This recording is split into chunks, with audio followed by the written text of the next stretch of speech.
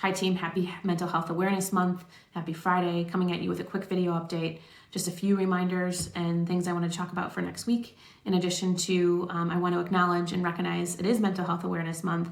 And in case you missed it, TGIF, Sundar mentioned that the whole company is getting May 22nd off, no matter what region you sit in, as a great recognition of this month and how important it is for us to recover and do whatever works for us to be in the best mental state that we can. So highly encourage everyone taking advantage of that, along with the plethora of other resources we have at this company to remain not just mentally strong during this time, but throughout your life. I got a chance to share kind of the journey I've been on with my virtual mixer group last week. And it was such a powerful experience to see how everyone is on their own journeys and what it takes to kind of build that muscle. It's no different than the biceps curls that we use or the running that we do or any other muscle that you're building. So highly encourage everyone taking advantage of the resources we have available, and would love to hear the different things people are doing to make sure they remain mentally strong during this time. One thing I thought I'd share that I've been doing is, so I've always been a terrible artist, never could draw anything, and OutSchool as an online learning platform, I'm sure many of you are familiar with, but we've been checking out as a family.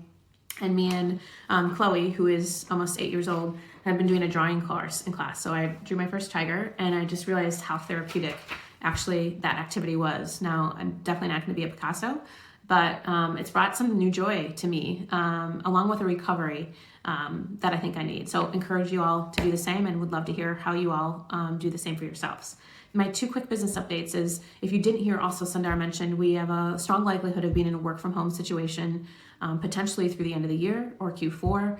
Some of our regions may have some capacity, but it's going to be rotating. Maybe at max at any point we'll have 30% capacity in the offices through the end of the year. So with that being said, we have a best practice work from home for our team. It's an ex-Googler, fantastic program on Tuesday. We found the best or possible hour, quite frankly, that works across every time zone. So please check it out and join us on Tuesday, so we can try to make the best of the situations that we'll be working in, which looks like for the foreseeable future. Also, I wanted, as promised, to touch back on Google Geist. So there's some clear things that we've done a really good job of improving that I'm extremely proud of. And actually, the whole team, all of us should be proud of, because we all have a part in kind of changing the environment that we want to be in as a team. So I'm super proud of the well-being, the inclusion, how you feel about your managers, lots of really great progress, and being able to bring your whole self to work. There are areas that we need to continue to lean into and support. One being the performance management system. Although we've made some great improvements, people are still not happy, and I completely understand. So we're going to dig in and lean in. Where are the real tension points that we as a team can collectively think, what do we want to do about it? Second is around prioritization and roles and responsibilities, which brings me to my next update. But I totally get it. The roles and responsibilities on this extremely cross-functional team continues to be extremely gray, not just within our team, but outside of our team. And then prioritization, because we don't have a capacity model, because we have a lot of things coming at us, and there's no clear roles and responsibility, it all kind of spirals. So that clear roles and responsibilities and the prioritization and capacity that is needed for that prioritization is really going to be an area that I'm leaning into this next year. With that being said, we have a roles and responsibilities starting point, at least. So I wanted to celebrate the small cross-functional team that really has done some fantastic work. So look for my email on Monday on documenting what are the roles and responsibilities on this team. And that's really the starting point. So thank you to that team.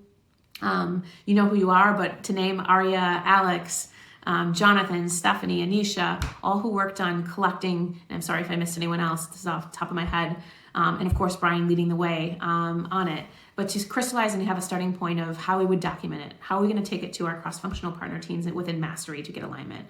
How do we set this SLA at the beginning of our project? How do we provide accountability on these now that they're clearly defined? So I'm excited about the progress and committed to bringing more to the table on that. And then last, what popped is the need or the feeling that not everyone feels like we're putting the user first in everything that we do. I see a bunch of opportunities, but due to time, I won't problem solve on it now, but expect more on how do we frame our OKRs? How do we use learner research to drive kind of our strategy? Along with what is that role in our vision and mission, not just at Mastery, but within Skills, to make sure everything starts with our user or the users at the center. So more to come there also. And last but not least, I just want to do a quick shout. Happy Mother's Day for all the mothers in the US celebrating this weekend. It's a privilege, honor, a responsibility, and I hope you just get a moment where you feel maybe just a little bit special or a little bit of gratitude for being a mom. So that's it, and I will see you hopefully all Tuesday for those who can participate in the best practices work from home. Have a great weekend. Bye.